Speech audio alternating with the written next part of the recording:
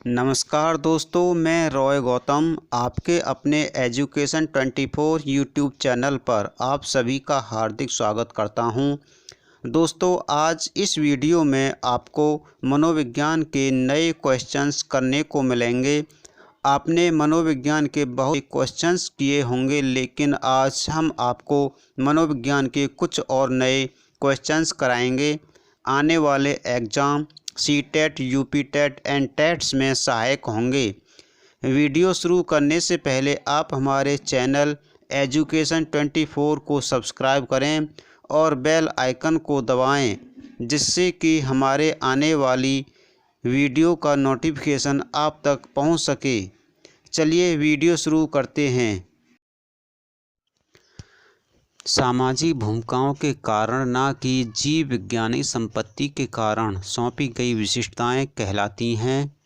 Number 1 gender भूमिका अभिवृत्ति। Number 2 gender भूमिका दबाव। नंबर 3 जेंडर भूमिका रूढ़िबद्धता। नंबर 4 जेंडर भूमिका नैदानिकी। बताइए निम्न में से कौन सा ऑप्शन सही है। जवाब दीजिए कौन सा सही है। बताइए जल्दी से कौन सा सही है।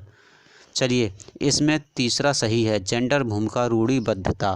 सामाजिक भूमिकाओं के कारण सौंपी गई विशेषताएं जेंडर भूमिका रूढ़िबद्धता कहलाती हैं। इसमें तीसरा ऑप्शन सही है, जेंडर भूमिका रूढ़िबद्धता। नेक्स्ट क्वेश्चन, जब एक बावर्ची खाना पकाते समय खाने को चखता है तो वह के समान है।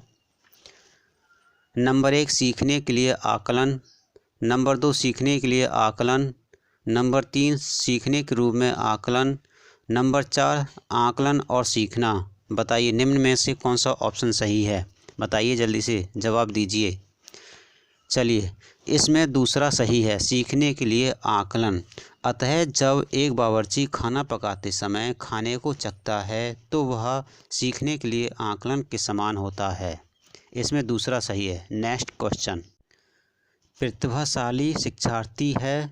नंबर 1 अवसारी चिंतन। नंबर 2 अपसारी चिंतन। नंबर 3 बहिर्मुखी। नंबर 4 बहुत परिश्रमी। बताइए निम्न में से कौन सा ऑप्शन सही है। जवाब दीजिए। चलिए, इसमें दूसरा सही है, अपसारी चिंतन। प्रतिभाशाली शिक्षार्थी शारीरिक विकास, शैक्षणिक उपलब्धि, बुद्धि और व्यक्तित्व में वरिष्ठ होते हैं। ऐसे शिक्षार्थियों में सामान्यतः अपसारी चिंतन का गुण पाया जाता है। दूसरा सही है। नेक्स्ट क्वेश्चन, ब्लूम की टैक्सोनॉमी की पदानुक्रमिक व्यवस्था है। नंबर 1 उपलब्धि लक्ष्यों। नंबर 2 पाठ्यचर्या संबंधी घोषणाओं। नंबर 3 पठन कौशल। नंबर 4 संज्ञानात्मक उद्देश्य। बताइए निम्न में से कौन सा ऑप्शन सही है। बताइए जल्दी से जवाब दीजिए कौन सा सही है। चलिए, इसमें चौथा सही है, संज्ञानात्मक उद्देश्यों। ब्लूम की टैक्सोनॉमी संज्ञानात्मक उद्देश्यों की पदानुक्रमिक व्यवस्था है। इसमें चौथा सही है, संज्ञान उद्देश्य। नेक्स्ट क्वेश्चन, बच्चे फिल्मों में दिखाए गए हिंसात्मक व्यवहार को सीख सकते हैं। यह निष्कर्ष निम्नलिखित में से किस मनोवैज्ञानिक द्वारा किए गए कार्य पर आधारित हो सकता है। Number 1 Edward L Thorndike. Number 2 G V Watson. Number 3 Albert Bandura. Number 4 Jean पियाजे। बताइए निम्न में से कौन सा ऑप्शन सही है। जवाब दीजिए। बताइए जल्दी से कौन सा सही है। चलिए, इसमें तीसरा सही है, अल्बर्ट बंडूरा। अल्बर्ट बंडूरा ने सामाजिक अधिगम सिद्धांत का प्रतिपादन किया था। उन्होंने पाया कि किशोर अवस्था में किशोर को यदि आक्रामक व्यवहार को अक्सर पुनर्बलित होने का प्रेक्षण करने का मौका मिलता है तो उसमें आक्रामक व्यवहार अधिक प्रबल पाया जाता है। अतः वह फिल्मों में दिखाए गए हिंसात्मक व्यवहार को जल्दी सीख सकते हैं। इसमें तीसरा सही है, अल्बर्ट बंडूरा। चलिए आगे, नेक्स्ट क्वेश्चन, शिक्षार्थी फैशन शो को देखकर मॉडल्स का अनुकरण करने की कोशिश करते हैं। इस प्रकार के अनुकरण को कहा जा सकता है। नंबर 1 प्राथमिक अनुकरण। नंबर 2 गौण अनुकरण। नंबर 3 सामाजिक अधिगम। नंबर 4 सामान्यीकरण। बताइए, जवाब दीजिए कौन सा सही है। निम्न में से कौन सा ऑप्शन सही है, बताइए। चलिए, इसमें तीसरा सही है, सामाजिक अधिगम। फैशन शो एक सामाजिक गतिविधि है जिसे देखकर शिक्षार्थी का अनुकरण करने की कोशिश करना एक प्रकार का सामाजिक अधिगम है। इसमें तीसरा सही है, सामाजिक अधिगम। नेक्स्ट क्वेश्चन, प्रतिक्रिया का विलोम होना निम्नलिखित में से किसके बाद अधिक कठिन है। नंबर 1 आंशिक पुनर्बलन, नंबर 2 निरंतर पुनर्बलन, नंबर 3 दंड, नंबर 4 मौखिक भर्त्सना। बताइए, निम्न में से कौन सा ऑप्शन सही है। अपना अपना जवाब दीजिए, बताइए कौन सा सही है। चलिए, इसमें पहला सही है, आंशिक पुनर्बलन। जब पुनर्बलन नियमित न होकर अनियमित रूप से प्रदान किया जाता है तो ऐसे पुनर्बलन को आंशिक पुनर्बलन कहते हैं। इस प्रकार प्रदान किए जाने वाले पुनर्बलन के बाद किसी प्रतिक्रिया का विलोपन अधिक कठिन से होता है। इसमें पहला सही है, आंशिक पुनर्बलन। चलिए, नेक्स्ट क्वेश्चन, एक शिक्षिका 2 एक समान क्लासों को प्रदर्शित करती है जो जूस की समान मात्रा से भरे हुए हैं।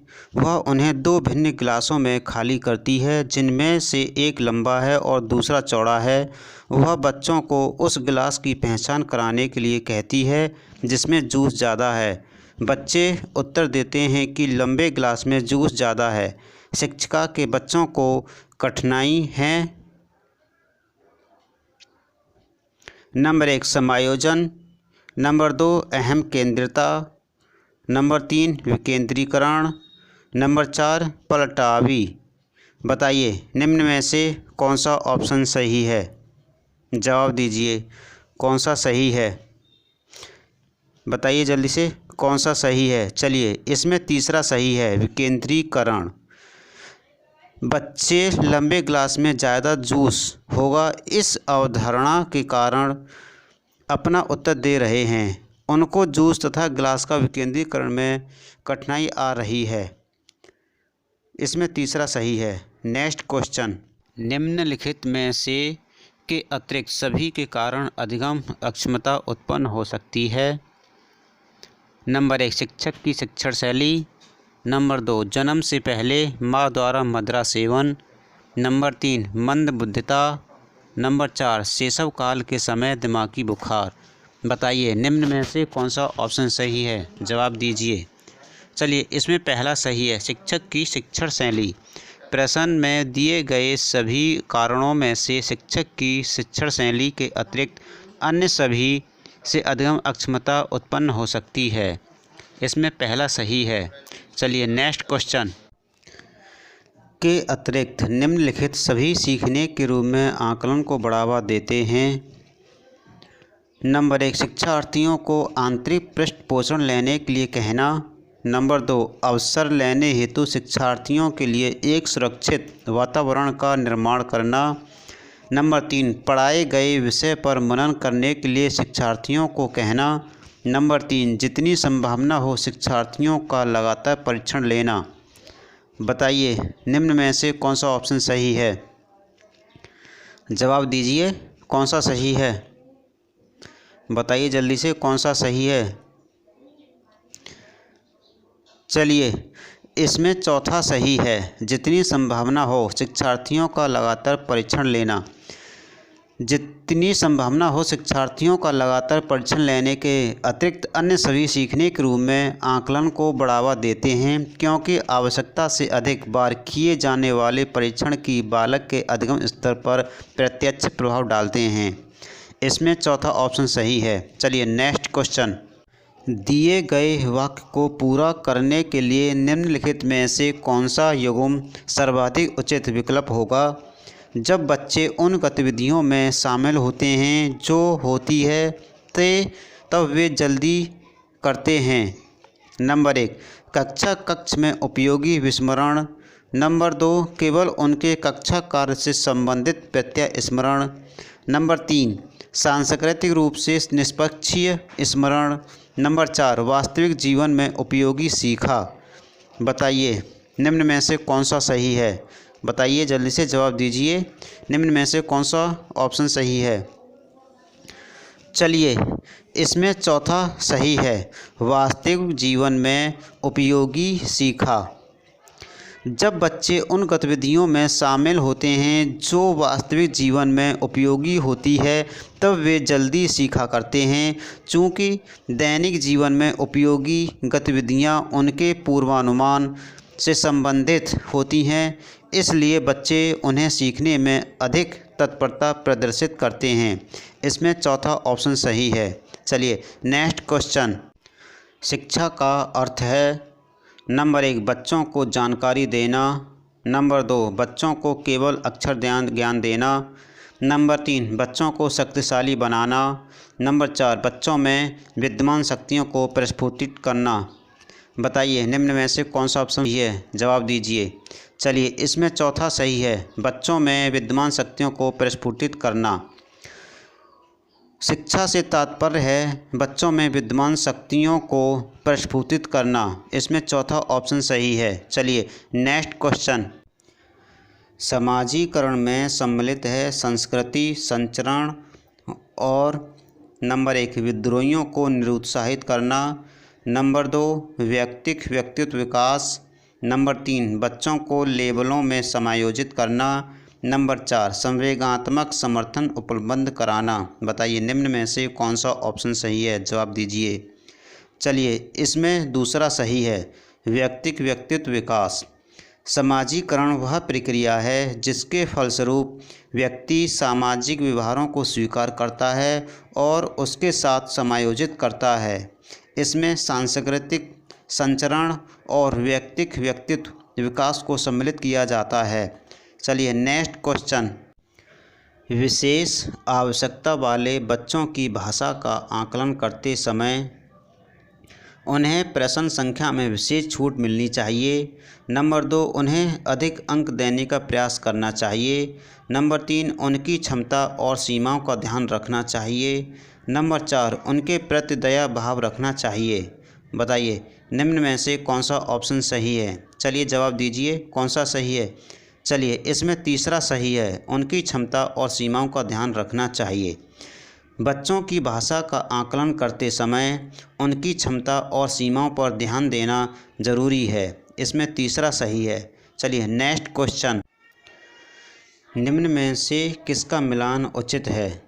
नंबर 1 शारीरिक विकास वातावरण, नंबर 2 संज्ञानात्मक विकास परिपक्वता, नंबर 3 सामाजिक विकास वातावरण, नंबर 4 संवेगात्मक विकास परिपक्वता। बताइए, निम्न में से कौन सा ऑप्शन सही है, जवाब दीजिए। चलिए, इसमें तीसरा सही है, सामाजिक विकास वातावरण। किसी बालक व्यक्ति का सामाजिक विकास उसके वातावरण पर निर्भर करता है। चलिए नेक्स्ट क्वेश्चन। के अतिरिक्त निम्नलिखित कुछ तकनीकें हैं जो परीक्षा के कारण होने वाली चिंता को दूर करती है। नंबर 1 प्रश्न पत्र की संरचना से परिचित कराना, नंबर 2 परिणाम के बारे में बहुत अधिक सोचना, नंबर 3 समर्थन प्राप्त करना, नंबर 4 विशिष्टताओं पर बल देना। बताइए, निम्न में से कौन सा ऑप्शन सही है, जवाब दीजिए। चलिए, इसमें दूसरा सही है, परिणाम के बारे में बहुत अधिक सोचना। परिणाम के बारे में बहुत अधिक सोचने के अतिरिक्त अन्य सभी तकनीकें परीक्षा के कारण होने वाली चिंता को दूर करती हैं। इसमें दूसरा सही है। चलिए नेक्स्ट क्वेश्चन। के द्वारा निपुणता अभिविन्यास को प्रोत्साहित किया जा सकता है। पहला, शिक्षार्थियों के व्यक्तिगत प्रयासों पर ध्यान केंद्रित करने, दूसरा शिक्षार्थियों की सफलता की परस्पर तुलना करने, तीसरा गृह कार्य के रूप में बहुत अधिक अभ्यास सामग्री देकर, चौथा अनपेक्षित परीक्षा लेकर। बताइए, निम्न में से कौन सा ऑप्शन सही है, जवाब दीजिए, कौन सा सही है। चलिए, इसमें पहला सही है, शिक्षार्थियों के व्यक्तिगत प्रयासों पर ध्यान केंद्रित करने। शिक्षार्थियों के व्यक्तिगत प्रयासों पर ध्यान केंद्रित करने के द्वारा निपुणता अभिविन्यास को प्रोत्साहित किया जा सकता है। इसमें पहला सही है। चलिए नेक्स्ट क्वेश्चन। अंतरपरक अनुदेशन है। पहला, शिक्षार्थियों की आवश्यकताओं को पूरा करने के लिए सामूहिकरण के विविध रूपों का प्रयोग करना। दूसरा, कक्षा में प्रत्येक शिक्षार्थी के लिए कुछ अलग करना। तीसरा, अव्यवस्थित अथवा स्वच्छंद शिक्षार्थी गतिविधियाँ। चौथा, ऐसे समूहों का प्रयोग जो कभी नहीं बदलते। बताइए निम्न में से कौन सा ऑप्शन सही है, जवाब दीजिए। चलिए, इसमें पहला सही है, शिक्षार्थियों की आवश्यकताओं को पूरा करने के लिए सामूहिकरण के विविध रूपों का प्रयोग करना। शिक्षार्थियों की आवश्यकताओं को पूरा करने के लिए सामूहिकरण के विविध रूपों का प्रयोग करना अंतरपरक अनुदेशन कहलाता है। इसमें पहला ऑप्शन सही है। चलिए नेक्स्ट क्वेश्चन। के अतिरिक्त निम्नलिखित सभी तथ्य संकेत करते हैं कि बच्चा कक्षा में संवेगात्मक और सामाजिक रूप से समायोजित है। पहला, हम उम्र साथियों के साथ मधुर संबंधों का विकास। दूसरा, चुनौतीपूर्ण कार्यों पर ध्यान केंद्रित करना और उन्हें दृढ़तापूर्वक करते रहना। तीसरा, क्रोध तथा हर्ष दोनों को प्रभावी रूप से प्रबंधित करना। चौथा, हम उम्र साथियों के साथ प्रतियोगिता पर दृढ़तापूर्वक ध्यान केंद्रित करना। बताइए निम्न में से कौन सा ऑप्शन सही है, जवाब दीजिए। चलिए, इसमें चौथा सही है। हम उम्र साथियों के साथ किसी प्रतियोगिता पर दृढ़तापूर्वक ध्यान केंद्रित करने के अतिरिक्त अन्य सभी तथ्य संकेत करते हैं कि बच्चा कक्षा में संवेगात्मक और सामाजिक रूप से समायोजित करता है। इसमें चौथा ऑप्शन सही है। चलिए नेक्स्ट क्वेश्चन। यदि शिक्षार्थी पाठ के दौरान लगातार गलतियां करते हैं तो शिक्षक को पहला, अनुदेशन, कार्य, समय सारणी अथवा बैठने की व्यवस्था में परिवर्तन करना चाहिए। दूसरा, पाठ को कुछ समय के लिए छोड़ देना चाहिए और कुछ समय के बाद वापस जाना चाहिए। तीसरा, गलतियां करने वाले शिक्षार्थियों की पहचान करनी चाहिए और उनके बारे में प्राचार्य से बात करनी चाहिए। चौथा, गलतियां करने वाले शिक्षार्थियों को कक्षा कक्ष से बाहर खड़ा कर देना चाहिए। बताइए निम्न में से कौन सा ऑप्शन सही है, बताइए जल्दी से। चलिए, इसमें पहला सही है, अनुदेशन, कार्य, समय सारणी अथवा बैठने की व्यवस्था में परिवर्तन करना चाहिए। यदि शिक्षार्थी शिक्षण प्रक्रिया के अंतर्गत गलतियां कर रहे हैं तो इसका अर्थ यह है कि अधिगम कार्य सुचारू रूप से नहीं हो रहा है और प्रबंधन व्यवस्थित नहीं है। ऐसी स्थिति में एक शिक्षक को चाहिए कि वह अनुदेशन, कार्य, समय सारणी अथवा बैठने की व्यवस्था में सकारात्मक परिवर्तन करे। इसमें पहला सही है। चलिए नेक्स्ट क्वेश्चन। निम्नलिखित में से कौन सा अधिगम को अधिकतम करने के लिए सर्वाधिक उचित है। पहला, शिक्षिका को अपनी संज्ञानात्मक शैली के साथ साथ अपने शिक्षार्थियों की संज्ञानात्मक शैली की पहचान करनी चाहिए। दूसरा, शिक्षार्थियों में व्यक्तिगत भिन्नता को सहज बनाने के लिए समान शिक्षार्थियों के जोड़ बनाए जा सकते हैं। तीसरा, अधिकतम परिणाम लाने के लिए शिक्षक केवल एक अधिगम शैली पर ध्यान केंद्रित करता है। चौथा, समान सांस्कृतिक पृष्ठभूमि वाले शिक्षार्थियों को एक कक्षा में रखना चाहिए ताकि मत वैभिन्न से बचा जा सके। बताइए निम्न में से कौन सा ऑप्शन सही है, जवाब दीजिए। चलिए, इसमें पहला सही है, शिक्षिका को अपनी संज्ञानात्मक शैली के साथ साथ अपने शिक्षार्थियों की संज्ञानात्मक शैली की पहचान करनी चाहिए। शिक्षिका द्वारा अपनी तथा शिक्षार्थियों की संज्ञानात्मक शैली की पहचान कर अधिगम कराना सर्वाधिक उचित होगा, क्योंकि इससे शिक्षार्थी किसी संवेदी सूचनाओं को ग्रहण करके उस पर चिंतन कर किसी समस्या के समाधान को आसानी से कर सकेंगे। इसमें पहला ऑप्शन सही है। चलिए नेक्स्ट क्वेश्चन। निम्नलिखित में से कौन से युग्म के सही होने की संभावना सबसे कम है। पहला, बच्चे भाषा के बारे में निश्चित ज्ञान चौमसी के साथ प्रवेश करते हैं। दूसरा, भाषा और विचार प्रारंभ में दो वाइगोत्स की भिन्न गतिविधियाँ हैं। तीसरा, भाषा विचार पर आधारित है, प्याजे। चौथा, भाषा वातावरण में एक उद्दीपक है, B.F. स्किनर। बताइए निम्न में से कौन सा ऑप्शन सही है। चलिए, चौथा सही है, भाषा वातावरण में एक उद्दीपक, B.F. स्किनर। Next question. सांस्कृतिक तथा भाषिक रूप से वैविध्यपूर्ण कक्षा में यह निश्चित करने से पहले कि शिक्षार्थी विशिष्ट शिक्षा वर्ग में आता है या नहीं, एक शिक्षक को करना चाहिए। पहला, माता पिता को इसमें सम्मिलित नहीं करना चाहिए क्योंकि उनके पास अपना कार्य होता है। दूसरा, अक्षमता स्थापित करने से पहले शिक्षार्थी की मातृभाषा का मूल्यांकन करना चाहिए। तीसरा, परंपरागत मनोविज्ञानियों का उपयोग। चौथा, वातावरणीय कारकों को अप्रभावी बनाने के लिए बच्चे को अलग कर देना चाहिए। बताइए निम्न में से कौन सा ऑप्शन सही है। जवाब दीजिए कौन सा सही है। चलिए, इसमें दूसरा सही है। अक्षमता स्थापित करने से पहले शिक्षार्थी की मातृभाषा का मूल्यांकन करना चाहिए। यह निश्चित करने से पहले कि शिक्षार्थी सांस्कृतिक तथा भाषिक रूप से किसी विशिष्ट शिक्षा वर्ग में आता है अथवा नहीं, शिक्षक को चाहिए कि वह सर्वप्रथम उसकी मातृभाषा का मूल्यांकन करे। इसमें दूसरा ऑप्शन सही है। नेक्स्ट क्वेश्चन, व्यवहार में होने वाले स्थायी परिवर्तन जो अभ्यास के कारण होते हैं कहा जाता है। पहला, सीखना। दूसरा, सोचना। तीसरा, क्रिया करना। चौथा, कल्पना करना। बताइए निम्न में से कौन सा ऑप्शन सही है। जवाब दीजिए। चलिए, इसमें पहला सही है, सीखना। व्यवहार में होने वाला वह स्थायी परिवर्तन जो किए गए निरंतर अभ्यास का परिणाम होता है सीखना कहलाता है। इसमें पहला ऑप्शन सही है। चलिए नेक्स्ट क्वेश्चन, एक समावेशी विद्यालय के अतिरिक्त निम्नलिखित सभी प्रश्न पर मनन करता है। पहला, क्या हम यह विश्वास करते हैं कि सभी शिक्षार्थी सीख सकते हैं। दूसरा, क्या हम अधिगम योग्य परिवेश की योजना बनाने और उसे प्रदान करने के लिए समूह में कार्य करते हैं। तीसरा, क्या हम विशेष बालक को बेहतर देखभाल उपलब्ध कराने के लिए उचित तरीके से उन्हें सामान्य से अलग करते हैं। चौथा, क्या हम शिक्षार्थियों की विविध आवश्यकताओं को पूरा करने के लिए युक्तियां अपनाते हैं। बताइए निम्न में से कौन सा ऑप्शन सही है। चलिए, इसमें तीसरा सही है। क्या हम विशेष बालक को बेहतर देखभाल उपलब्ध कराने के लिए उचित तरीके से उन्हें सामान्य से अलग करते हैं।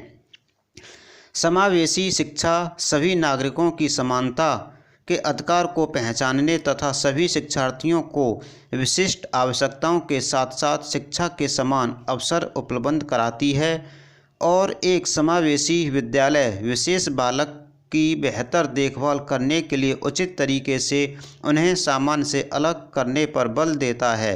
इसमें तीसरा ऑप्शन सही है। चलिए नेक्स्ट क्वेश्चन, बच्चे के संज्ञानात्मक विकास हेतु उत्तम स्थान है। पहला, खेल का मैदान। दूसरा, सभागार। तीसरा, घर। चौथा, विद्यालय एवं कक्षा का वातावरण। बताइए निम्न में से कौन सा ऑप्शन सही है। जवाब दीजिए। चलिए, इसमें चौथा सही है, विद्यालय एवं कक्षा का वातावरण। विद्यालय एवं कक्षा कक्ष का वातावरण बालक के संज्ञानात्मक विकास हेतु उत्तम स्थान है जहां उसे संवेदी सूचनाओं को ग्रहण कर उसका रूपांतरण, विस्तारण, संग्रहण तथा पुनर्लाभ करने के अवसर उपलब्ध होते हैं।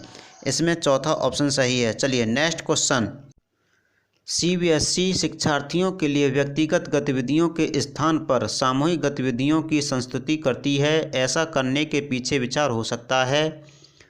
पहला, व्यक्तिगत प्रतिस्पर्धा के प्रति नकारात्मक संवेगात्मक प्रतिक्रियाओं से उबरना जो संपूर्ण अधिगम पर सामान्य हो सकती है। दूसरा, प्रत्येक शिक्षार्थियों के स्थान पर समूह में अवलोकन द्वारा शिक्षक के कार्य को सरल बनाने के लिए। तीसरा, विद्यालयों के पास उपलब्ध समय को प्रासंगिक बनाना जबकि उनमें से अधिकांश के पास व्यक्तिगत गतिविधियों के लिए पर्याप्त समय नहीं होता। चौथा, गतिविधि की ढांचागत लागत को कम करना। बताइए निम्न में से कौन सा ऑप्शन सही है। जवाब दीजिए। चलिए, इसमें पहला सही है, व्यक्तिगत प्रतिस्पर्धा के प्रति नकारात्मक संवेगात्मक प्रतिक्रियाओं से उबरना जो संपूर्ण अधिगम पर सामान्य हो सकती है।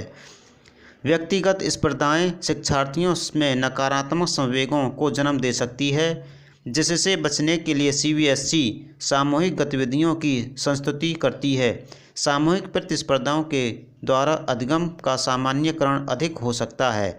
इसमें पहला ऑप्शन सही है। चलिए नेक्स्ट क्वेश्चन, उत्सुकता परीक्षण निम्न में किसका घटक है। पहला, सृजनात्मकता। दूसरा, अभिप्रेरणा।